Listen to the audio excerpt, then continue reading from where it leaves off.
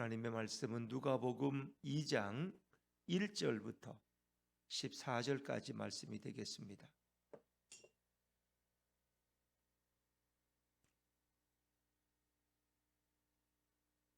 신약성경 88쪽 누가복음 2장 1절부터 14절까지 말씀을 저와 여러분이 한 절씩 교독하십니다. 그때에 가이사 아구스도가 영을 내려 천하로 다 호족하라 하였으니 이 호족은 구레뇨가 수리아 총독이 되었을 때에 처음 한 것이라. 모든 사람이 호족하러 각각 고향으로 돌아가매 요셉도 다윗의 집 족속이므로 갈릴리 나사렛 동네에서 유대를 향하여 베들레헴이라 하는 다윗의 동네로 그 약혼한 마리아와 함께 호족하러 올라가니 마리아가 이미 잉태하였더라. 거기 있을 그때에 해산할 날이 차서 첫 아들을 낳아 강보로 싸서 구유에 뉘었으니 이는 여관에 있을 곳이 없음이러라. 그 지역의 목자들이 밤에 밖에서 자기 양떼를 지키더니 주의 사자가 곁에 서고 주의 영광이 그들을 두루 비침에 크게 무서워하는지라. 천사가 이르되 무서워하지 말라. 보라, 내가 온 백성에게 미칠 큰 기쁨의 좋은 소식을 너희에게 전하노라. 오늘 다윗의 동네에 너희를 위하여 구주가 나셨으니 곧 그리스도 주시니라. 너희가 가서 강보에 쌓여 구유에 뉘어 있는 아기를 보리니 이것이 너희에게 표적이니라 하더니 호련히 수많은 천군이 그 천사들과 함께 하나님을 찬송하여 이르되 지극히 높은 곳에서는 하나님께 영광이요 땅에서는 하나님이 기뻐하신 사람들 중에 평화로다 하니라. 아멘.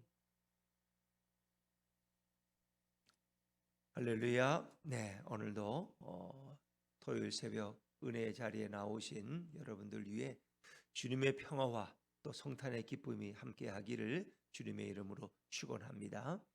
우리 옆에 분들과 한번 제일 먼저 성탄 인사 한번 하시죠. 메리 크리스마스 한번 인사하시죠. 시작. 메리 크리스마스. 네.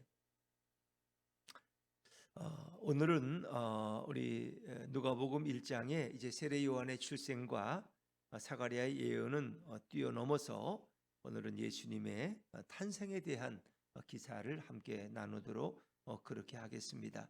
특별히 그때에라는 말로 오늘 절은 시작합니다. 그때에 하나님이 정하신 때가 되었을 때, 카이스라는 말이죠. 역사 속에 메시아가 오신다는 그 모든 예언은 이미 오래전부터 있었는데 이제 그 예언이 성취될 그날에, 그때에 바로 이런 모든 상황 속에서 바로 다윗의 고향인 베들레헴, 떡집이라고 부르는 그곳에 바로 메시아가, 아기 예수가 탄생하는 놀라운 사건을 오늘 성경은 우리에게 증언해 주고 있습니다. 오늘 누가 기자는 이 그때라는 걸 굉장히 강조하고 있죠. 그때가 어떤 때냐? 하나님의 정하신 때예요. 구원의 때예요. 그리고 이 모든 하나님이 계획하신 때에 이제 아기 예수가 이 땅에 오셨음을 우리에게 소개해 줍니다. 그런데 이제 누가가 보는 이 관점에서 보면은 가이사 아구스토라고 하는 로마의 가장 위대한 황제가 통치하던 그 시대에 참으로 그들이 다스리고 통치하는 팔레스타인의 한 베들레헴, 한 작은 동리에, 그것도 화려한 집이 아니라 어떤 말이나 소를 키우는 이 말구유, 이 마구간에, 그것도 말 모기통에 아주 누추하고 초라한 곳에 바로 아기 예수가 오셨음을 증언하고 있습니다. 그래서 황제라는 것은 화려한 존재잖아요. 그 당시 로마는 전 세계를 지배했어요. 지금의 미국처럼 전 세계를 지배하는, 그래서 모든 평화는 로마로부터 시작된다는 거예요. 바로 그때 세계를 지배하는 그 영광스러운 시대에 이 지구의 패권자가 지배하던 그 시대에 가장 초라하고 가장 낮은 곳에 바로 하나님이 메시아로 이 땅에 오셨다는 것입니다. 그래서 그것을 대조시키고 있는 거예요. 인간의 화려한 황제가 지배하던 그 시대에 정말 하늘의 왕이 가장 초라한 모습으로 이곳에 오셨다는 것입니다. 그러나 그 결과는 어떻게 됩니까? 그 화려한 황제가 지배하던 그 세대는 완전히 나중에는 쪼그라들고 멸망하고 쇠퇴하잖아요. 그러나 이 땅에 가장 초라한 모습으로 이제 곧 꺼질 것 같은 이런 촛불 같은 연약함으로 오셨던, 연한 순같이 오셨던 바로 그 아기 예수, 그는 결국 어떻게 됐습니까? 결국 세 배를 지게 하고 온 우주를 통치하는 왕으로 이 땅에 오시지 않습니까? 그것을 대조시키고 있는 것입니다. 자, 우리 오늘 1절 말씀을 다시 한번 읽죠. 1절입니다. 시작. 그때에 가이사 아구스도가 영을 내려 천하로다 호족하라 하였으니. 가이사란 말은 황제를 가리킬 때 가이사라는, 가이사. 원래 시저라는 말에서 나왔는데 율리어스 시저가 로마의 가장 위대한 왕이었어요. 그래서 그 시저라는 말을 이제 읽으면 가이사가 되죠. 그래서 황제를 가리킬 때 가이사라 그래. 가이사 아구스도, 황제 이름이 아구스도예요. 아구스도. 원래 이름은 옥타비오누스. 역사 속에는. 그런데 그는 굉장히 위대한 로마의 황제로 그렇게 일컬어지고, 왜냐하면 그가 집권하던 시대에 평화가 전쟁이 끝나고 모든 행정이 조직화되고, 그리고 전 세계를 지배하고 가장 부유한 로마를 자랑했어요. 가장 부유한 그는 아주 지혜로운 자였어요. 그리고 그가 통치하던 시대의 로마의 평화가 유지됐다는 거예요. 전쟁이 없었다는 것은 그만큼 강한 집권력을 가지고 있었다는 거죠. 가이사 아구스토가 영을 내려 천하로다 호족하라 했어요. 왜 호족을 하라 그랬을까? 자기가 다스리는 나라가 도대체 어느 정도 되는지, 그 백성이 어느 정도 되는지 알고 싶었어요. 또 하나는 세금을 효과적으로 거두기 위해서. 호적 등록이 없으면 세금을 거둘 수가 없죠. 누가 냈는지 안 냈는지 모르잖아요. 우리 주민등록을 하는 것은 우리 백성의 숫자가 얼마라는 걸 알잖아요. 그래서 세금을 걷는 일에 빠뜨리지 않기 위해서 호적을 명령했다는 거예요. 그래서 로마 황제 가이사 아구스토가 영을 내린 거예요. 자, 그런 시대 속에서 또 이제 이 시리아와 팔레스타인을 다스리는 총독의 이름이 또 소개되죠. 자, 2절 말씀을 같이 읽을까요? 2절입니다. 시작. 이 호적은 구레뇨가 수리아 총독이 되었을 때에 처음 한 것이라. 아멘. 이 호적, 이 사역은, 호적 사업은 구레뇨라는 사람이 수리아 총독, 수리아라는 것은 시리아예요. 시리아. 예루살렘, 이 팔레스타인 바로 옆에 있는, 이스라엘 바로 옆에 있는 시리아. 예전에는 아람이라는 말로, 아람의 군대 장관 이름이 누구였죠? 나하만, 나병 환자. 그렇죠. 그거 바로 나하만. 이 아람이라는 말이 바로 시리아래. 그래서 한때는 이스라엘보다 강력한 힘을 발휘했고 이스라엘을 굉장히 전쟁으로 괴롭혔던, 그래서 이스라엘의 한 여종을 데려다가 자기 집에 이제 사용했는데 그 여종의 천고로 인해서 그가 엘리사를 방문하는 뭐 이런 기사를 읽을 수 있지 않습니까? 근데 구레뇨란 사람이 수리아 총독이 되면서 동시에 수리아만 다스리기엔, 그러니까 이 팔레스타인까지 같이 다스렸어요. 이걸 여러분 아시면 돼요. 그러니까 이제 미국이 할 때 2차 대전이 끝나고 메가더 장군이 이 아시아에 어떻게 보면 이게 사령관이 됐어. 그래서 그 메가더 속에 일본도 들어가고 필리핀도 들어가고 대한민국도, 그거 아세요? 전쟁이 끝나고 나면 사령관이 그 지역을 다 통치하는 거야. 이제 그런 시기예요. 그러니까 총독을 세웠는데 그 총독 중에 한 명이 바로 구레뇨라는 사람이에요. 그때는 빌라도가 있는 게 아니라 그때는 구레뇨라는 사람이 시리아의 총독과 이 팔레스타인 지역을 다스리는 그런 총독이 되어서 그가 호적을 실제적으로 실행하게 됐다는 거예요. 이제 그런 역사적인 배경을 설명하고 있는 거예요. 자, 그럴 때 모든 사람이 호적하러 각각 고향으로 돌아가는데 이제 어디로 갔느냐? 요셉과 마리아는 베들레헴으로 가게 된 거죠. 베들레헴. 자, 우리 4절과 5절 말씀 같이 읽죠. 시작. 요셉도 다윗의 집 족속이므로 갈릴리 나사렛 동네에서 유대를 향하여 베들레헴이라는 다윗의 동네로 그 약혼한 마리아와 함께 호적하러 올라가니 마리아가 이미 잉태하였더라. 아멘. 그랬습니다. 마치 그때에 요셉과 마리아도 이제 정혼한 지 1년이 돼가서 이제 10개월이 돼서 이제 곧 만삭이 되었는데, 하여튼 뭐 어쨌든 호적하러 같이 가게 됐어요. 근데 사실은 뭐 거기 꼭 동행할 필요는 없었겠는데, 마리아는 이제 임신하고 10개월이 되니까 출산할 때가 되니까 배가 굉장히 불렀겠죠.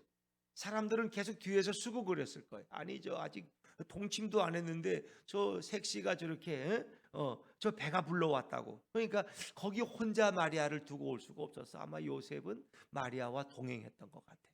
그건 굉장히 위험한 길이었죠. 왜냐하면 갈릴리 나사렛에서 유대 베들레헴까지는 한 144km, 굉장히 먼 거리예요. 그걸 걸어서 갔다는 거, 걸어서.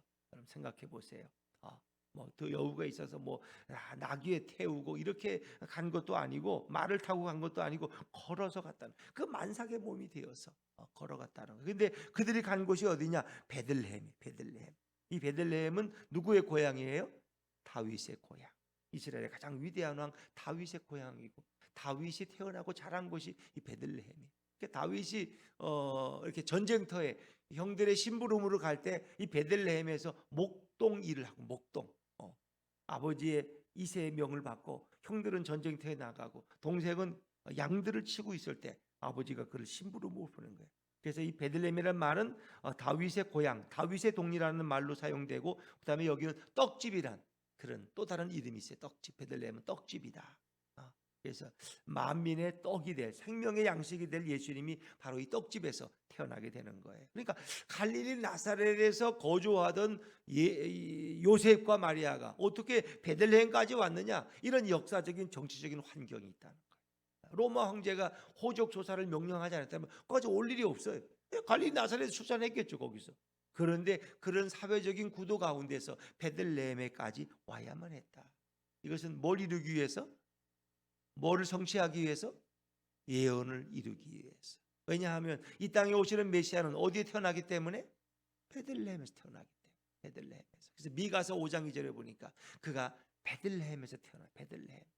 그런데 갈릴리 나사렛에 살고 있다가 어떤 경우에 베들레헴에 가게 된 이 상황, 여러분, 이 하나님은 이 모든 것을 준비하고 계셨다는 거예요. 거기 하나님의 위대한 역사가 있는 거예요. 하나님은 이 모든 예언을 성취시켜놔. 그래서 사람들은 많이 오해했어요. 예수님이 베들레헴 출신이라는 걸 몰랐어. 그리고 이제 다시 베들레헴에 태어났다가 헤로드 왕이 죽이려고 그러니까 동방 박사들이 와서 여기에 여기에 오시는 왕이 있는데 그분이 어디 있느냐? 그러니까 이제 깜짝 놀란 거예요, 헤롯이. 그냥 그래가지고 내가 경비하러 갈 테니까 동방 박사들에게 그가 있는 곳을 너희가 알려달라고. 그러니까 그 위험을 결국은 알기 때문에 결국은 요셉과 마리아는 어디로? 그리고 나서는 갈릴리에 돌아오지 못하고 나사렛으로 바로 애굽으로 간 거예요. 애굽. 애굽에 가서 거기서 몇 년을 거주했어요. 헤로드 왕이 죽을 때까지. 그리고 이제 그것이 위험이 사라졌을 때 갈릴리 나사렛에 와서 자기의 원래 고향으로 와서 거기서 생활하게 되는 거예요. 그러니까 요셉과 마리아의 고향은 갈릴리 나사렛이 맞아요. 갈릴리예요. 그러나 예수님의 고향, 예수님의 태어난 곳은 바로 베들레헴이었다. 그래서 메시아로 오시는 그분은 베들레헴에서 출생하시게 되었다. 요셉도 다윗의 집 족속이므로. 그러니까 요셉은 먼 다윗의 후손인데, 다윗의 집이라는 건 어떤 집이에요? 패가 망신한 집이야. 예전엔 그 집의 조상이 다윗 왕이 있었대. 근데 지금은 별 볼 일이 없어. 그 오죽했으면 예루살렘에서 안 살고 어디서 살아요? 갈릴리 나사렛 시골 동네에 살고 있는 집안들이야. 그러니까 패가 망신한 집이야. 쇠퇴한 집. 뭐 이제 누가 그 집이 뭐 다윗의 그것도 잘 몰라. 왜? 나라는 망했고 뭐 로마의 통치를 받는데 무슨 다윗이 뭐 어디 있어요? 그런 게 지금 출신이라고 누가 알아줘요? 그러니까 시골에 와서 그냥 이렇게 숨고 사는 거예요. 그런데 갈릴리 나사렛 동네에서 유대를 향하여 베들레헴은 다윗 동네로 갔다는 거예요. 그러니까 베들레헴은 예루살렘에서 가까워요. 그죠? 버스 타고 가면 한 30분. 이 베들레헴은 베들레헴 예수님 탄생교회가 있죠. 베들레헴. 지금도 많은 사람들이 성탄절이 되면은 거기 순례하러 가는데, 이제 베들레헴 이 예수 탄생교회의 특징은 들어가는 문이 작다. 들어가는 문이 작다. 그래서 이제 우리가 거기에 들어가려면 어떻게 해요? 머리를 수그려야 된다. 말을 타고 들어가지 못해요. 정복자들도 거기를 못 들어가. 말을 타고 걸어서 들어가요. 머리를 숙여야 된다. 이제 그건 이유가 있어요. 역사 속에 이렇게 예수 탄생교를 만들어 놓으니까 도둑놈들이 너무나 많이 와가 자꾸 훔치러 들어오는 거야. 말을 타고. 그래서 거기를 못 들어오게 문을 작게 만들어.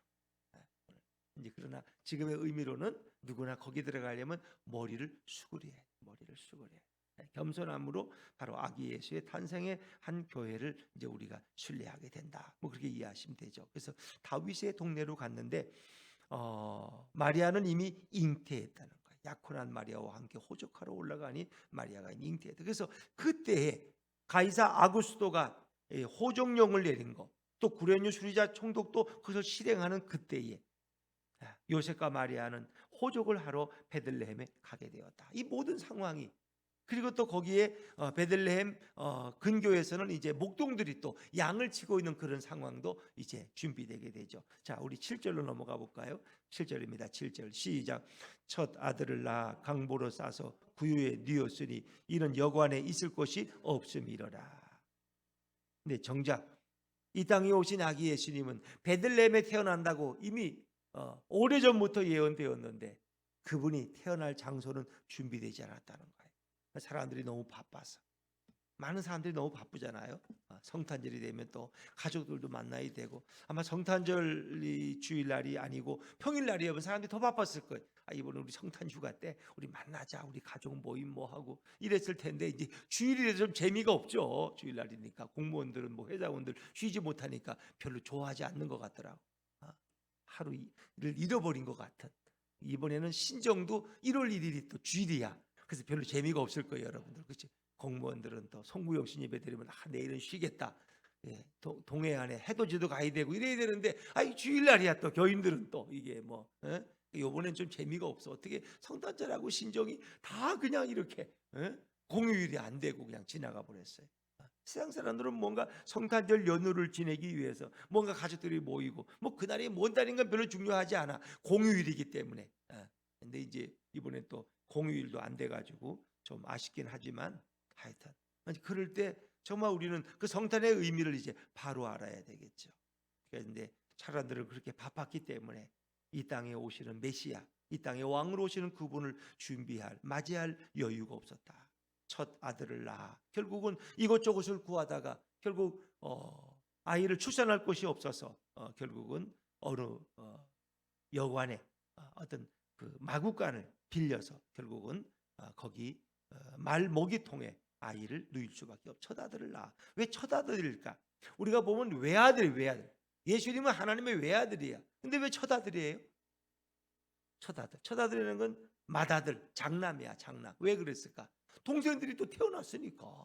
요셉과 마리아가 뭐 예수님만 낳았나? 계속 태어났죠. 그래서 천주교에서는 동정녀 마리아를 말하지만 사실은 동정녀는 아니에요.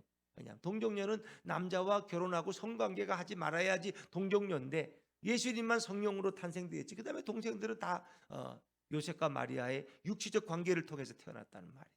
그래서 그거는 맞지 않다. 그래서 천주교에서는 동정녀 마리아이기 때문에 그 마리아는 원죄도 모르고 남자도 모르기 때문에 그런 위대한 성모로서 그를 이렇게 숭배하는 그런 게 있지만, 그건 신학적으로 사실 많은 문제를 가지고 있다는 걸 여러분이 아셔야 돼요. 그것은 마리아는 한 인간에 불과한 것이지 그녀는 성자가 아니에요.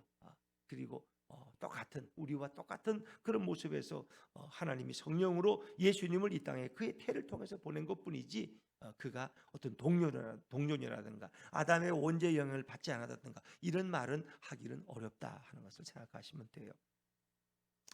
그래서 첫 아들을 낳아 강보로 싸서 구유에 뉘었다. 강보라는 것은 이렇게 천으로 콧니불 같은 걸로 싸서, 구유라는 것은 말먹이통.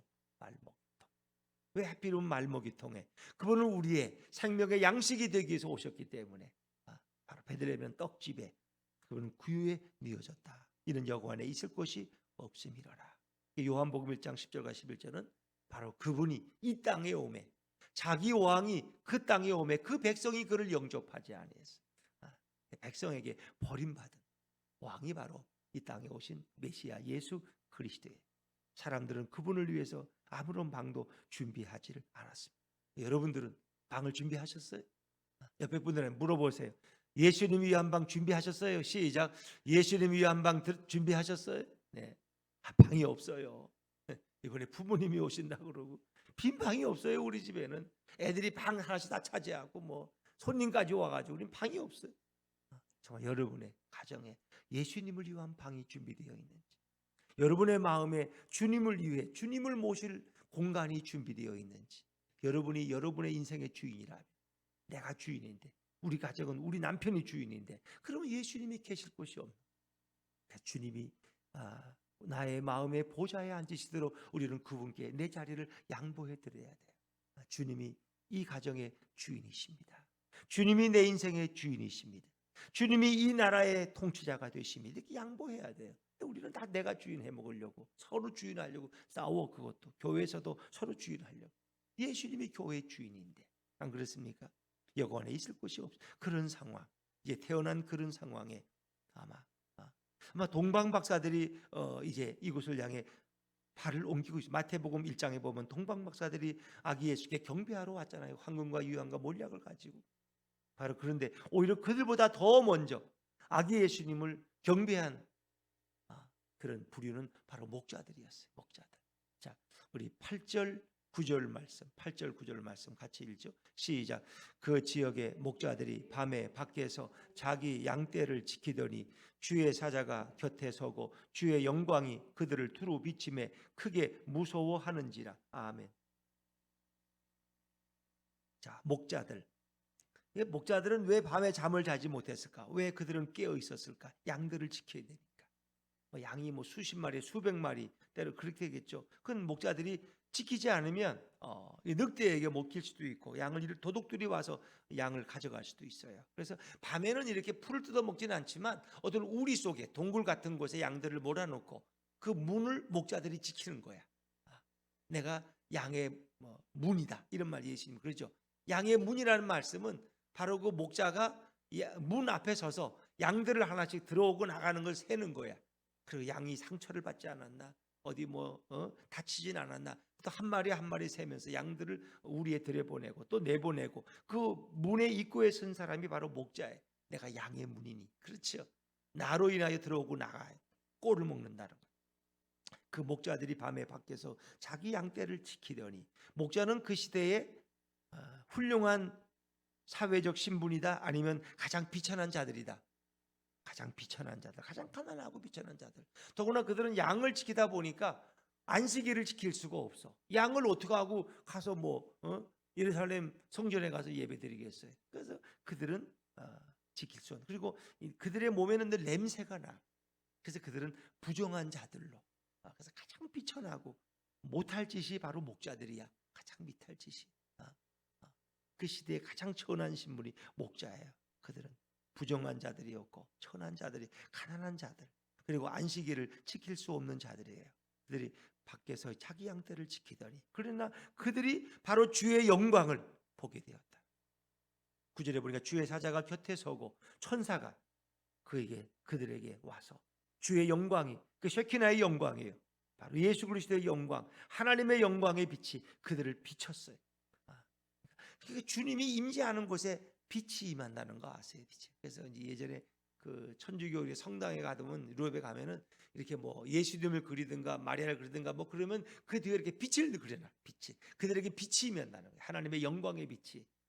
그러니까 하나님이 강림하실 때도 그 빛이 구름과 불 가운데 강림하시고, 그렇죠? 신의 산에서 그 셰키나의 영광이래. 하나님께는 빛이, 영광된 빛이 있어요. 예수님께도 영광된 빛이. 예수님은 그 영광의 빛을 감추시고 숨기시고 포기하시고 이 땅에 인간의 모습으로 오신 거예요. 네, 그 밤에는 주의 영광의 빛이 그들을 비췄어요. 그러니까 너무 두려운 거야. 이게 강한 빛이 그들을 환하게 비치는 거예요.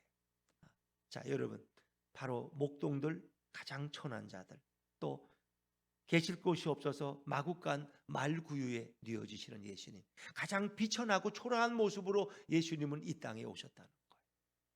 그리고 그분을 처음 뵌 인간은 바로 목자들이었어요. 목자들이 제일 먼저 가서 예수님께 경배하고, 그리고 그 소식을 알려요. 동방 목사들이 오기 전에 제일 먼저 가장 비천한 자들로부터 경배를 받으신 분이 우리 예수님이에요. 그래서 예수님은 가장 가난하고 가장 초라한 모습으로 오셨고, 가장 가난한 자들의 친구로 오셨다는 거예요. 그래서 인자는 머리 둘 곳이 있어요, 없어요? 머리 둘 곳이 없다는 거예요. 그래서 예수님의 겸손, 그리고 예수님의 가장 낮아지심을 우리에게 보여주고 있는 거예요. 이제 그분은 가장 초라한 모습으로, 가장 낮아지신 모습으로 오는데, 오늘의 교회는 어찌 보면 가장 화려한 모습으로 이 땅에 있지 않습니까? 어느 쪽에 가도 가장 큰 건물이 교회라는 그 위용을 자랑하는 뭐 유럽의 성당들 말할 것도 없지만 다시 보면 예수님은 가장 초라한 마구간에 오셨는데 지금 교회는 가장 비싼 대리석에 가장 비싼 전자올겐에 화려한, 그래서 좀 더럽고 냄새나는 사람들은 들어오기 거북스러워. 발에 흙이 묻히면 감히 들어오기 어려운, 왜? 청소하는 분들이 막 짜증을 내거든. 그런 발로 어디를 왔느냐고. 그 진흙 동네에서는 이제 오지 말라고. 여기 이 대리석 깐대를 다 더럽히면 어떡하냐. 우리도 알지 못하는 사이 교회는 점점 귀족화되어 가고 물질화되어 가고 성공화되어 가고, 큰 교회 건물을 세우면 성공한 목회자, 저 멋진 교회고, 지하실을 내서 예배드리면 저건 별 볼 일 없는 교회. 그것이 우리도 모르게 우리는 그런 인식이 있잖아요. 벤츠나 BMW 타고 보면 저 사람 부자인가 보다, 성공했나 보다. 초라한 차를 타고 가면 별 볼 일 없는 사람이겠지. 우리는 모든 것을 외형으로 평가하는. 그래서 교회도 우리가 헌금해서 예배당을 훌륭하게 꾸미고 교인들을 잘 먹이고 그냥 뭐 이런 것, 이런 것으로 자꾸 교회가 어찌 보면 원래 예수님이 태어났던 그 베들레헴의 마구간에 구유에 누우셨던 예수님의 모습과는 정다른 모습으로 가고 있는 교회의 모습. 그렇죠.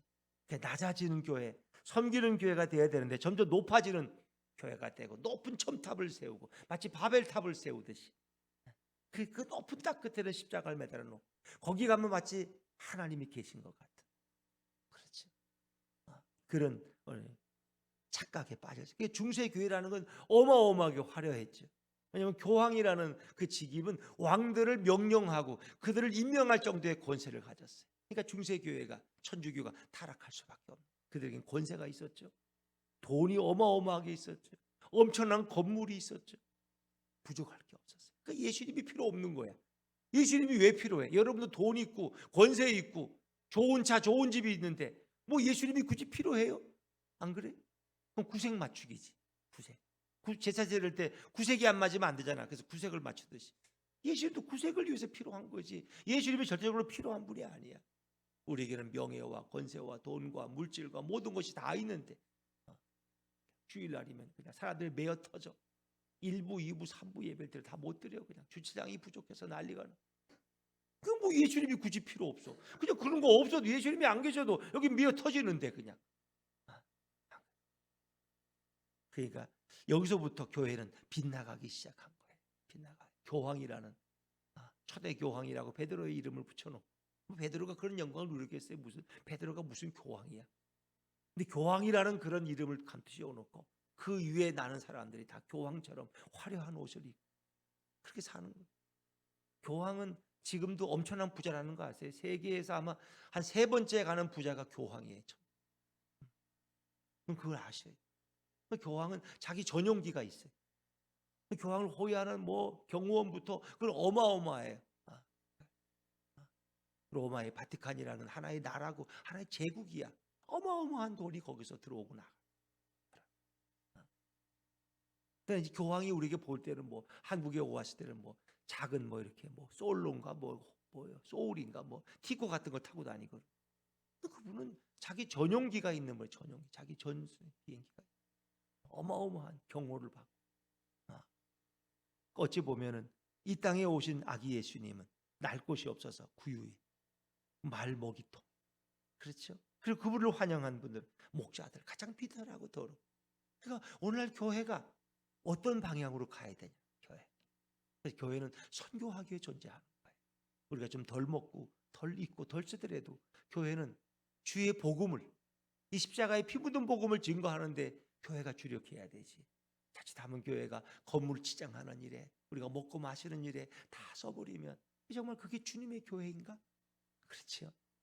그럼 한번 심각하게 생각해 봐야 돼. 근데 현대 교회는 너무 물량적이 되고 돈도 많고 재정도 풍부해서 뭐든지 막 그렇게, 물론 뭐 선교하는 걸 그렇게 하는 건 좋아요. 부재하는 거는. 그러네. 자기들을 위해서 그렇게 헌금을 함부로 사용하는 것은 좀 문제가 있는 거죠. 그래서 많은 문제 있는 교회들 보면 비자금이라는 게 있어요. 비자금. 아무도 모르는 돈. 헌금도 아니고 마음대로 쓸 수 있는. 그래서 그걸 몇백억씩, 몇십억씩 가지고 있어요. 그게 늘 문제가 되는 거예요. 교회는 그런 게 있으면 안 돼. 그래서 우리 교회 지금 여러분 재정 보고에 거기 잔금 외에는 교회 돈이 하나도 없다는 걸 아시면 돼요. 돈이 하나도 없다.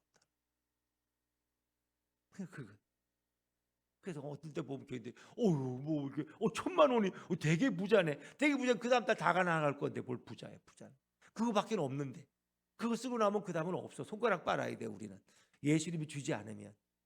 김밥도 사 먹을 수가 없어. 어떨 때는 뭐 95만 원이 잔금. 그래서 아슬아슬해. 저는 그때마다 그냥 다음 달 이거 어떡하나.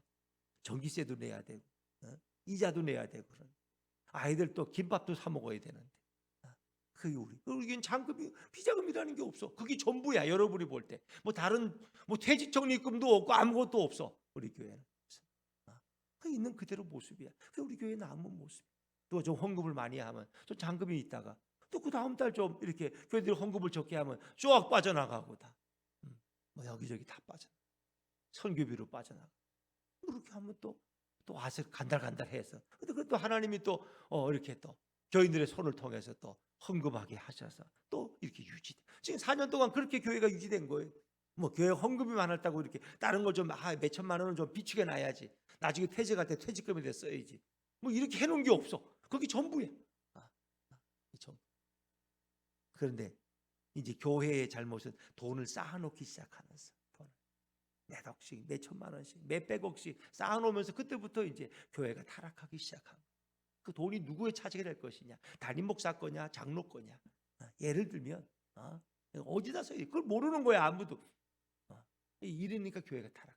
그건 로마 카티칸도 마찬가지.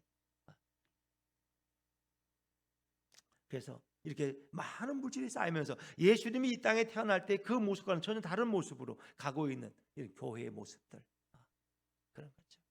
자, 하여튼 목자들이 이제 천사의 고지를 받고 그들이 큰 기쁨의 소식을 듣게 돼요. 그 소식은 우리 조금만 해야 되겠네. 자, 10절 11절 같이 읽죠. 시작.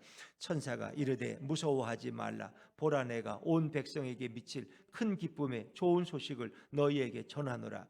오늘 다윗의 동네에 너희를 위하여 구주가 나셨으니 곧 그리스도 주시니라. 큰 기쁨의 좋은 소식을 너희에게 전한다. 큰 기쁨의 좋은 소식. 다윗의 동네에 너희를 위하여 구주가 나셨으니 곧 그리스도 주시니라. 이 소식을 처음으로 받은 분들이 바로 목동들이야. 목자들. 가장 그 시대에 처음하고. 그러니까 오히려 이런 천사의 소식은 예루살렘 성전에 있는 제사장이나 예루살렘에 있는 어떤 권력자나 율법사, 바리새인 이런 사람들에게 먼저 와야 되는데 가장 무식한 목자들에게 그 소식이 제일 먼저 전해졌어요. 뭘 의미해? 교회는 오늘도 베들레헴에 이 마구간의 교회가 되어야 되는데 교회는 그러질 않아요. 다 예루살렘의 화려한 성전의 교회가 되길 원해. 화려한 성전, 예루살렘. 그렇기 때문에 한국 교회가 점점 대중의 외면을 받고 있는. 왜 이렇게 성탄절이 냉랭하냐? 여러 가지 이유가 있어요. 길게 설명할 수는 없지만 저작권법 때문에 캐롤송을 함부로 틀지 못한다. 매장이 몇 평 이상 되면은 저작권료를 내야 되고 15평 이하는 안 내도 괜찮은데 그러다 보니까 그런 말이 왜곡돼서 아예 틀질 않아 그냥. 길거리 예전에는 그냥 지나가면 이태원에도 그 할로윈 데이 할 때 너무 음악 소리가 시끄러워서 그 고함 지르는 소리를 못 들었다 그러잖아요. 그리고 어떻게 구조도 못 하고. 근데 예전에 제가 어릴 때만 해도 길거리만 지나가던 가게들마다 캐롤송을 부르고 말도 못했죠 기억에는. 근데 지금은 조용해. 그런 건 틀는 데가 없어. 저작권 때문에. 또 장사도 안 되는데 틀어봤다고 손님이 올 것도 아니야. 그래서 명동의 노점상들은 이번 성탄절에 쉰다 그러더라고. 장사도 어차피 안 되고 코로나도 그렇고 이태원 참사도 그렇고 우리 쉽시다. 사람들이 오질 않아. 내가 어릴 때 느끼던 성탄절 분위기는 다르다는 거야.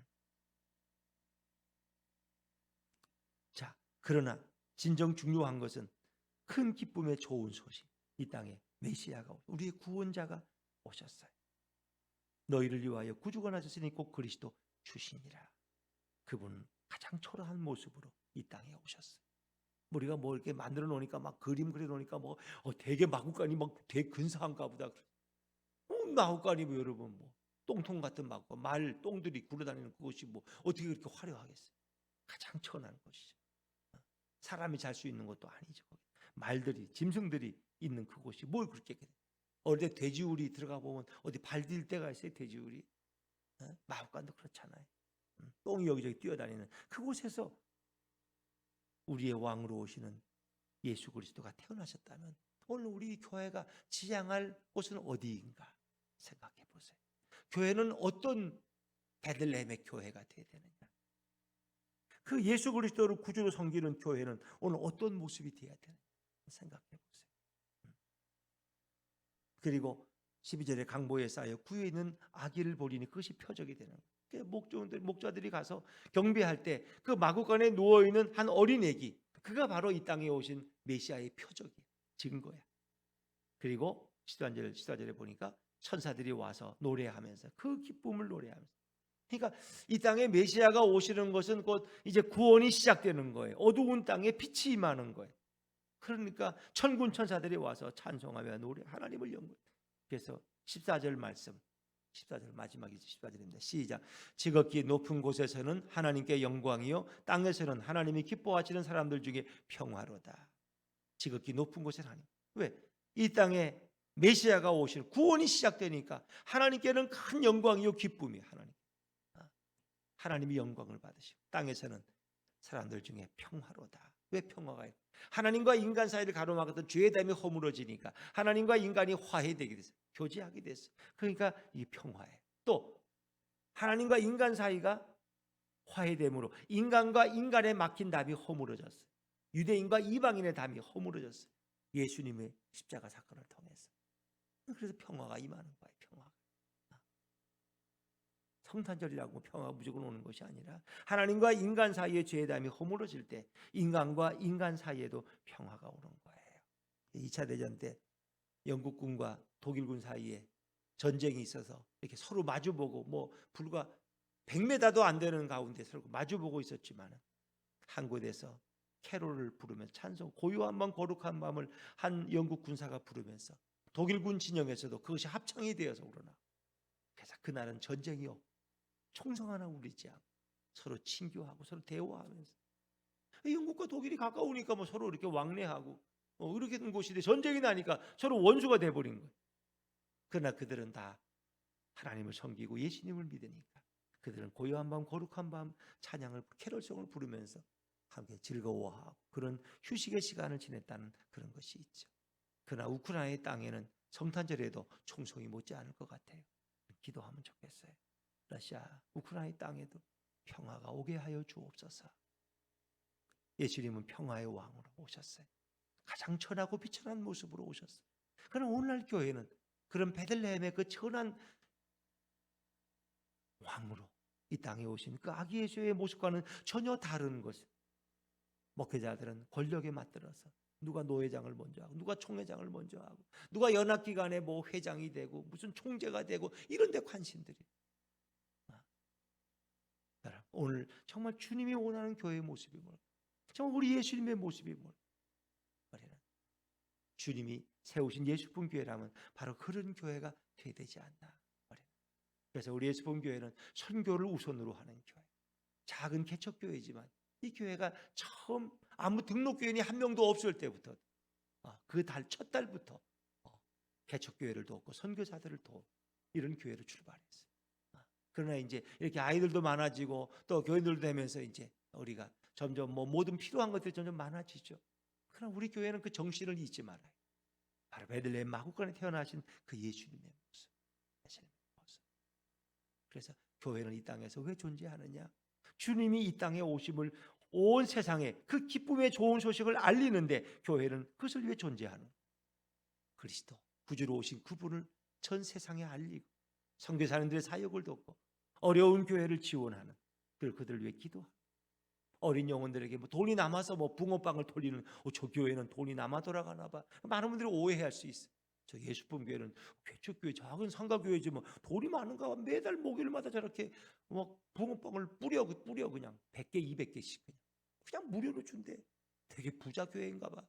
부자 교회에서 그런 게 아니라 아이들의 그 냉랭한 마음속에 따뜻한 그리스도의 사랑을 심어주기 위해서 교회는 그 일을 하는 거예요. 또 그걸 위해 헌신하는 거예요. 많은 분들이 오해해. 우리 예수품 교회는 정말 주님이 기뻐하는 그런 교회. 그런 교회로 굳게 서갔으면 좋겠어요. 오늘 성탄의 평화가 여러분들 심령 속에, 여러분 가정에 넘치시기를 주의 이름으로 축원합니다.